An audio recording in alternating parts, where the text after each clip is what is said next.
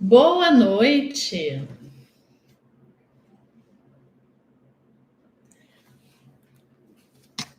Obrigada pelas mensagens que eu estou recebendo aqui no chat. Boa noite, Tiago. Boa noite, Ricardo. Boa noite para quem ainda não se apresentou. Nesse momento, eu estou iniciando a nossa live.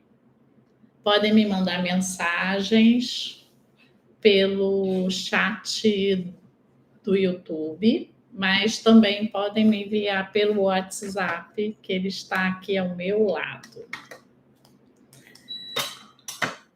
Eu propus o encontro de hoje como um espaço para que eu possa abordar as perguntas que foram encaminhadas na última live que aconteceu há 15 dias, que o tema foi: recaída faz parte do tratamento? Né? Foi uma pergunta que eu introduzi para que possamos pensar essa temática do tratamento, que é muito comum, esse comportamento de recaída durante um processo de proposta de abstinência.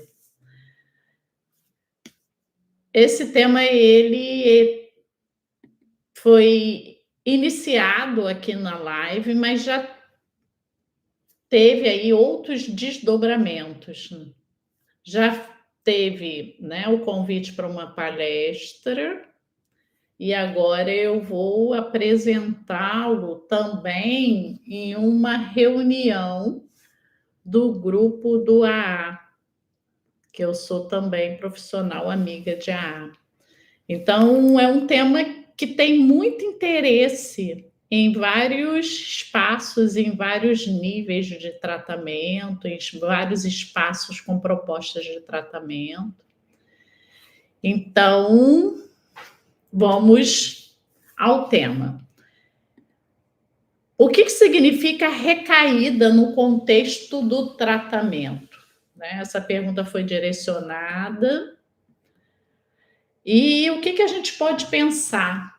Quando a gente fala, né, de recaída dentro da proposta de abstinência, do uso abusivo ou prejudicial ou nocivo de álcool e outras drogas, que são substâncias psicoativas, e são psicoativas porque elas agem diretamente no sistema nervoso central,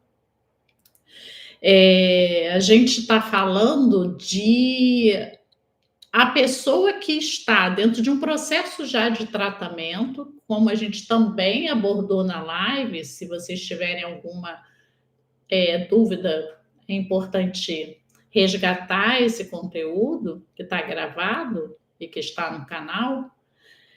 Sempre que eu falo de abuso de substância, eu já estou aí no uso já avançado, veio progredindo e que veio cronificando devido à frequência, à intensidade desse uso dentro da minha rotina, dentro da minha vivência, dentro da minha realidade pessoal e social. Então, eu tenho uma substância que tem um uso que está me provocando muitos prejuízos, que dentro daquele esquema que a gente também abordou, de, né, pré-contemplação, contemplação, determinação, ação e manutenção, que são etapas, estágios dentro de algumas das muitas possibilidades de tratamento. Eu elegi essa para exemplificar.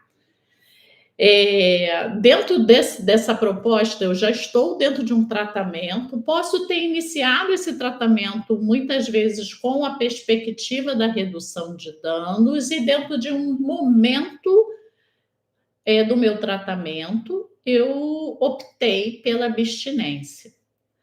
A questão, muitas vezes polêmica, da redução de danos pode ter acontecido por uma opção.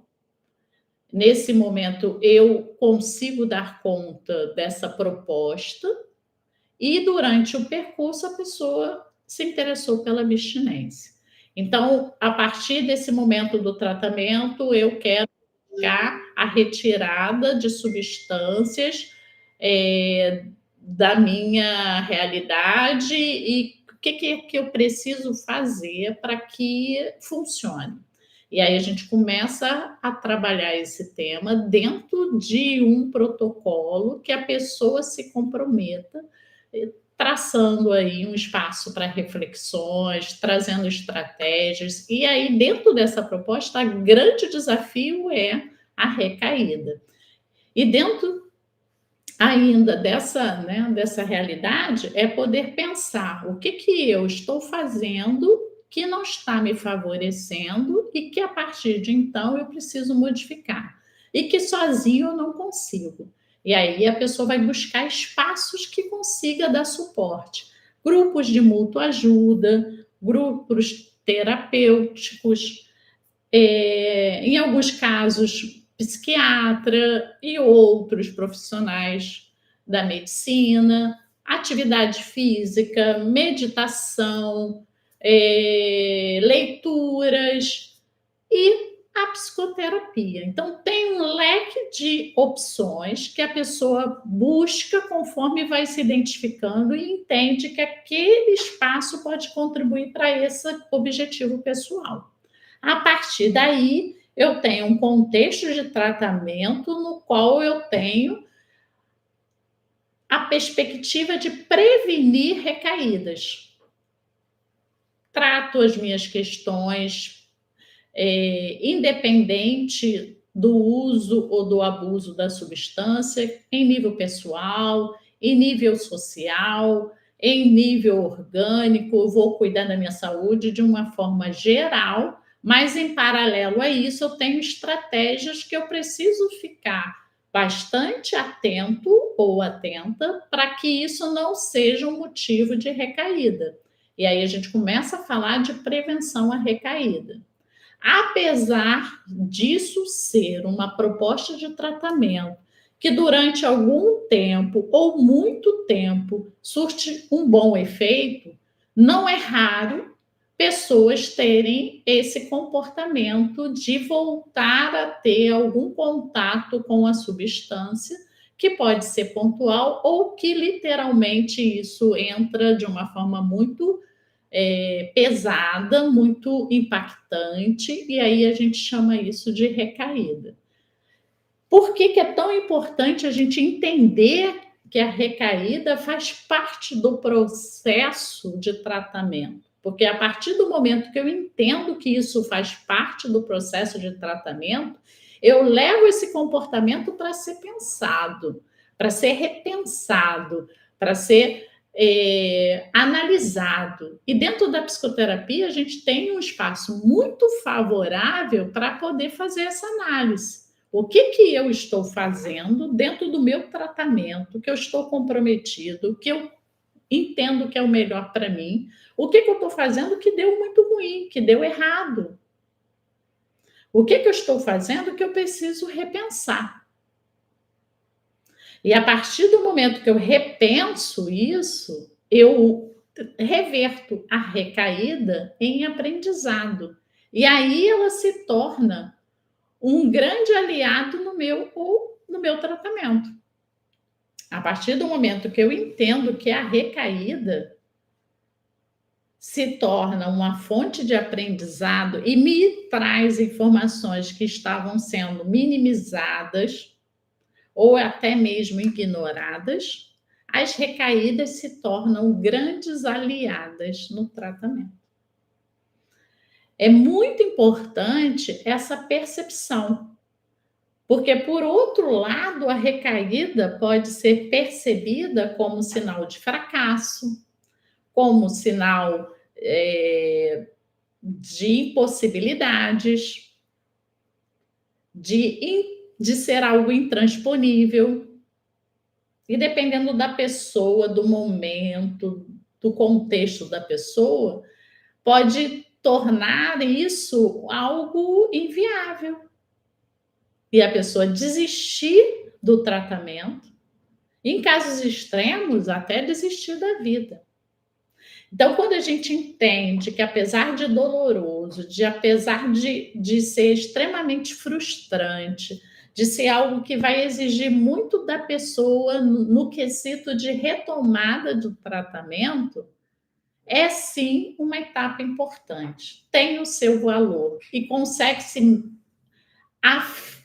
lapidar esse tratamento de uma forma muito mais adaptada, adequada ao momento e à realidade da pessoa que se encontrou ali dentro de uma realidade que gostaria de não ter passado, que gostaria de não ter vivenciado, mas que de fato é uma realidade e a gente precisa se debruçar sobre isso e entender como fazer dessa etapa algo pontual, mas que leve aprendizado. Né? Então, como lidar com a recaída quando ela acontece? Reconhecer a recaída sem culpa, identificar os gatilhos e fatores que contribuíram para que ela ocorresse, compartilhar com os profissionais e com o grupo de apoio e retomar imediatamente o tratamento. Então, a gente tem aí sim uma perspectiva muito positiva e temos muito trabalho a partir desse comportamento. Identificado, tirado o aprendizado, como seguimos? Traçando um novo roteiro de estratégias de prevenção à recaída, considerando o que o último evento trouxe de aprendizado. Então, como é que a gente pode prevenir?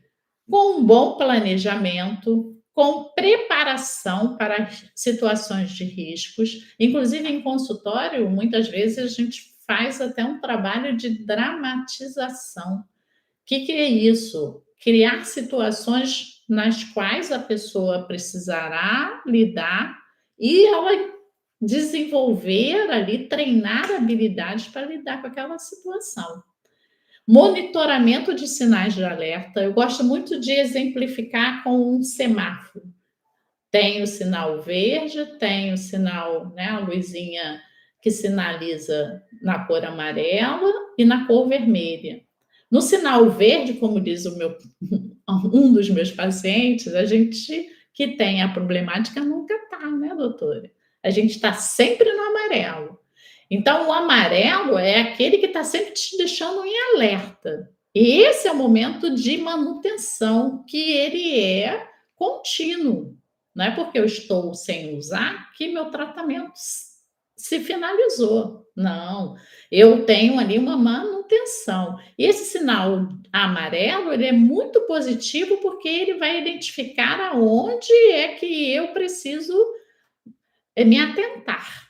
Né? Então, eu gosto muito desse sinalzinho amarelo, não posso deixar no vermelho. Quando eu entro no vermelho, eu já não estou mais tendo ali nenhuma percepção dos riscos e muito menos consigo trabalhar de uma forma preventiva. Ali eu já estou numa situação muito crítica.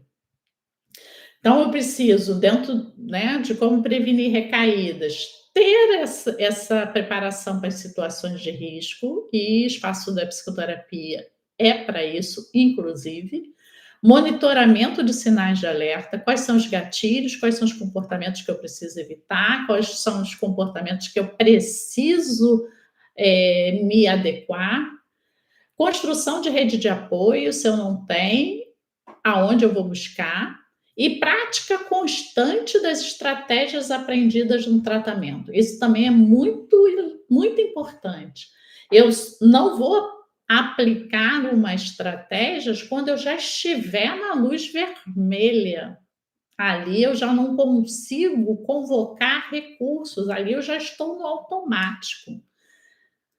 Né? Eu tenho um paciente que eu gosto muito de utilizar essa fala que ele trouxe. Miriam, quando eu senti que eu estava no vermelho, eu parei ali, sentei, me segurei no que eu tinha perto de mim, trabalhei respiração e fui até que eu consegui baixar ali o meu estado de tensão e a minha consciência foi se retomando. Mas ele conseguiu isso porque ele estava dentro de um processo de manutenção e não foi fácil. Então a gente começa a praticar isso para na hora que precisar isso estar ao alcance. Se eu deixar para praticar só no momento, não vou conseguir acessar. Isso já precisa estar dentro de uma prática, né? Então eu tenho aí um pouco do que foi possível falar sobre essas perguntas que foram me encaminhadas. A família pode provocar a recaída dependendo da compreensão que a família tenha, do apoio que a família oferece, das informações, da qualidade das informações que as famílias conseguem obter, pode sim interferir de forma tanto negativa quanto positiva. Então, é muito importante que a família também chegue para o tratamento. É muito comum as pessoas falarem: eu gostaria que você conversasse com a minha esposa. Eu gostaria que você conversasse com os meus pais. Porque é muito importante, nesse momento, a família está apoiando. Deixa eu ler aqui alguns comentários. Traumas na infância não processados afetam a estrutura do hipocampo pré-frontal, dando origem aos transtornos, respostas automáticas de medos que se baseiam em padrões comportamentais por vezes passam. Sim, sim, verdade. Traumas na infância, lutos, né? E lutos nós entendemos não só como perda de alguém, mas como passagens da própria fases da vida da pessoa, né? Luto do término de um relacionamento, luto do término da juventude, estou entrando na velhice, luto da adolescência, estou entrando na vida adulta, todos esses ciclos de passagens eles envolvem um processo de transição que passa pelo luto. E para algumas pessoas isso é mais desafiador, para outras menos. E com certeza a família faz uma parte, tem uma parcela importante nesse processo, né?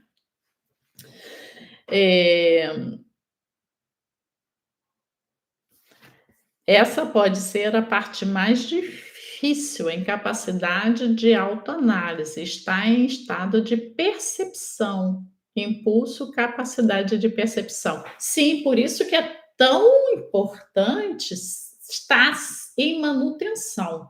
Se eu não tiver essa autopercepção, a psicoterapia é um espaço onde o profissional ele ajuda a identificar, porque é muito comum a pessoa que está envolvida com esse uso, em um determinado momento, ela entrar numa etapa de minimizar esse uso, de justificar esse uso, de defender esse uso, mesmo que já tenha um tratamento em uma etapa mais avançada, dependendo do momento de vida. A pessoa, no momento de muita autoconfiança, pode se colocar nesse lugar que eu já estou bem, não preciso de ninguém. O excesso também, pelo lado do otimismo, traz muito essa realidade da negação. Não preciso, e entra dentro do estado de autossuficiência.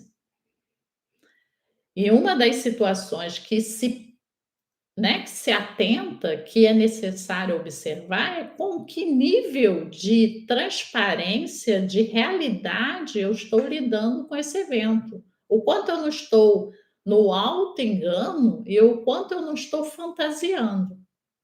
E a psicoterapia é um espaço muito interessante para poder desarmar essas justificativas.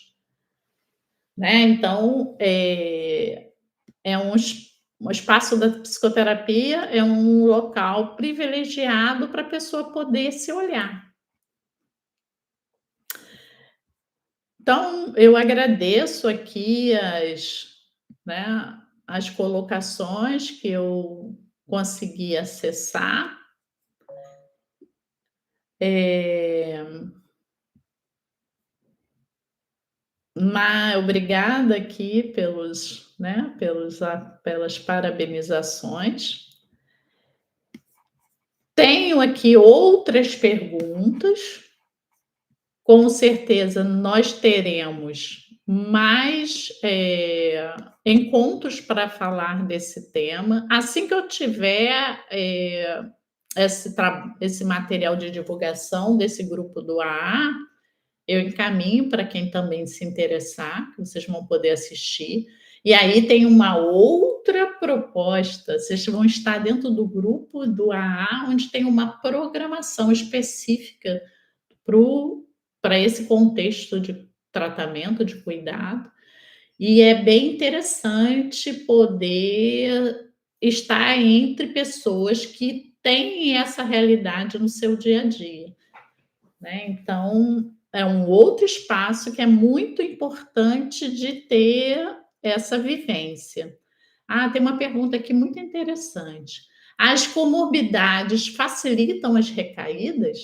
Sim. Quando o paciente apresenta transtornos mentais ou adoecimentos físicos, como depressão, ansiedade, como doenças crônicas, câncer, diabetes, hipertensão, transtornos alimentares, os sintomas podem sim atuar como comportamentos que provocam recaídas. Se eu estou dentro de um quadro de depressão e eu não estou cuidando desse adoecimento, toda a minha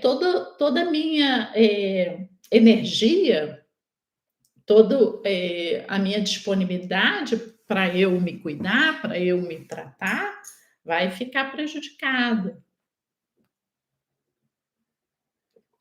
E, obviamente, isso interferirá no meu tratamento. Sim, as comorbidades facilitam as recaídas. E comorbidade é exatamente um quadro clínico que tem aí, né, uma atuação em paralelo com esse quadro principal dentro de um tratamento com essa perspectiva de atuação. Vamos atuar na questão do transtorno de substâncias, do abuso de substâncias, mas ao mesmo tempo eu tenho um quadro de comorbidade que concomitantemente precisa ser tratado. Pode ser depressão, pode ser bipolaridade, transtorno de ansiedade, entre tantos outros adoecimentos. O uso de drogas ou outro tipo de ações dopaminérgicas é devido às fugas psicológicas para anestesiar de traumas de infância, como violência doméstica, bullying, que desenvolve os transtornos, né, de fobias. Sim, como a gente já falou aqui, existe sim, né, como nós já abordamos aqui, existe sim essa interferência no desenvolvimento da pessoa, se a pessoa passa por algum trauma na infância. Ficam marcas muito difíceis para algumas pessoas, mais do que para outras, de lidar com esse evento.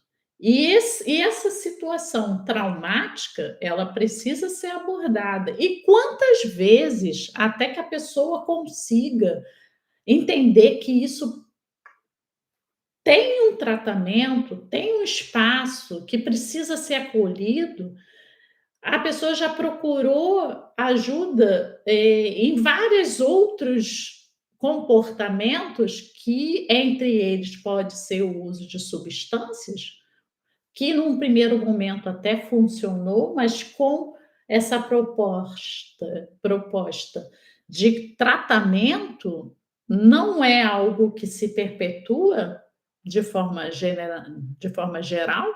Então, o que começou ali, às vezes até ajudando, muitas vezes se torna, eh, um problema. E aí eu terei 2 situações para serem cuidadas. Além do meu trauma, que ele vai continuar ali, porque a substância, ela não resolve, ela anestesia, mas não resolve. E aí eu tenho que agora tratar isso, esse trauma, eu vou precisar acessar isso, porque ele dói, e porque dói muito, eu uso muita droga, dói muito e eu me anestesio cada vez mais e mais e mais, o que vai me gerar outros prejuízos físicos, mentais, sociais, financeiros, né. Então, sim, sim, é verdade. Se não tratar esses traumas que são a causa do vício, vai aumentar a incidência de recaída? Sim. Se eu não tratar, né, a gente pode usar uma analogia. Se eu construir a minha casa linda, piscina, sauna, hidromassagem, uma casa maravilhosa, mas se o meu solo não for um solo firme, for um solo frágil, se eu não estiver com a minha psique fortalecida, ela vai sucumbir, assim como a casa sucumbe num solo frágil. Então, se eu estou construindo a minha personalidade, se eu estou construindo a minha identidade, e aí a gente começa desde a adolescência, se eu estou construindo os meus objetivos de vida, se eu estou formando as minhas bases moral, intelectual, e dentro daquilo que você eleger como referenciais para você, e aí eu vou investir nisso, a espiritualidade entre uma delas. Se eu não cuidar da minha psique, não tenho sustentação. Concorda? Para pensar. Muito feliz com essas trocas, muito obrigada por esses retornos, por essas perguntas. Tenho outras aqui também que eu poderia entrar, né? Tem a dependência emocional, que também é um fator de vulnerabilidade. A gente falou de doenças físicas, a gente falou de doenças psíquicas, a gente falou de doenças psiquiátricas, né? A gente falou das questões das dificuldades de relações interpessoais, a gente falou de traumas e também a dependência emocional, que também tem muito a ver com a família, com as figuras de referência na infância, na adolescência, que depois irá se refletir, se reproduzir na vida adulta, nas escolhas dos pares amorosos, né. Bem, foram aqui muitas perguntas, conseguimos falar de vários aspectos desse tema. Eh, Agradeço, os comentários. Se for do interesse de vocês, podem me enviar mais perguntas, a gente abre uma nova live para falar desse tema. Terei essa live com esse grupo do AA, que é de São Paulo. É assim que eu receber o link, eu também vou divulgar. Se vocês tiverem interesse, também poderão participar. Eh, Nesse momento, eu vou finalizar o nosso encontro de hoje. São 40 minutos, em média, que nós estamos aqui. Eu saí do atendimento e vou voltar para um atendimento ainda de consultório. Eu reservei exatamente esse horário das 19 para que possamos conversar. Fiquei à disposição de vocês. Agradeço a companhia de vocês. No que vocês precisarem, vocês têm os meus contatos, têm os meus canais virtuais e tem também o celular. No que vocês precisarem, podem me contactar para me dar tanto perguntas sobre esse tema, que basicamente foi um tema que eu falei esse mês inteiro, em vários espaços, no virtual, no presencial, e tem muito interesse. A gente pode falar de recaída, eu falei mais especificamente, né, no abuso e no uso problemático de substâncias psicoativas, mas a gente pode falar de recaídas dentro do jogo patológico, que hoje em dia é um tema muito presente na clínica, dentro dos transtornos alimentares, e a partir daí eu vou entrar também em outros comportamentos que também existem essa preocupação de desenvolver estratégias para esses, né, para esses momentos mais delicados do tratamento. Combinado? Então, muito feliz com a companhia de vocês. Obrigada pelas perguntas, pelas parabenizações. A gente se encontra brevemente. Se vocês precisarem, volto a dizer, podem me contactar, né, Tiago? Fico feliz que eu tenha conseguido tirar as suas dúvidas. E até o nosso próximo encontro.